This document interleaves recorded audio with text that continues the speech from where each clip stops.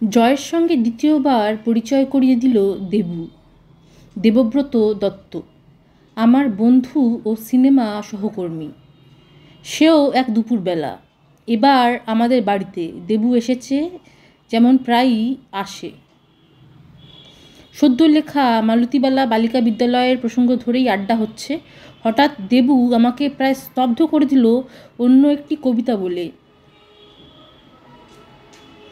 অতল তোমার সাক্ষাৎ পেয়ে চিনতে পারিনি বলে হৃদি ভেসে গেল অলকানন্দা জলে। মনে হলো এ কি শুনলাম আমি। আমার মাথাটা যেন কেমন ঝিমঝিম করছে। হৃদয়ের একুল ওকুল দুকুল ভেসে যায় তো কতবার শুনেছি, কিন্তু হৃদি ভেসে গেল অলকানন্দা জলে। যেন প্রতিটি রোমকূপ দিয়ে কুলকুল করে বেরিয়ে আসতে চাইছে হৃদয়। সত্যি যে সে আছে, সে তো কবিতায় বা বায়োলজিতে পড়েছি মাত্র। বুঝলাম যেন সেই প্রথম। ভেসে তো যেতই মনে না করিয়ে দিলে। আমার চারপাশের চেয়ার টেবিল খাট বিছানা ভাসিয়ে নিয়ে বয়ে চলেছে অলকানন্দা।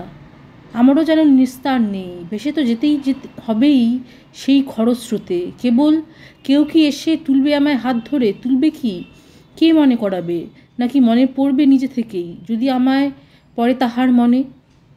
পরের দিনই জয়ের যে কটা কবিতার বই কিনতে পাওয়া যেত কিনে ফেললাম। ভাগ্যিস বইগুলো তখনও তেমন মোটা ছিল না। আমার কাঁধের ব্যাগে নিত্যসঙ্গী হয়ে ঘুরত বইগুলো। আর অযাচিত আবৃত্তিতে ঝালাপালা করে দিতাম বন্ধুবান্ধবদের কান।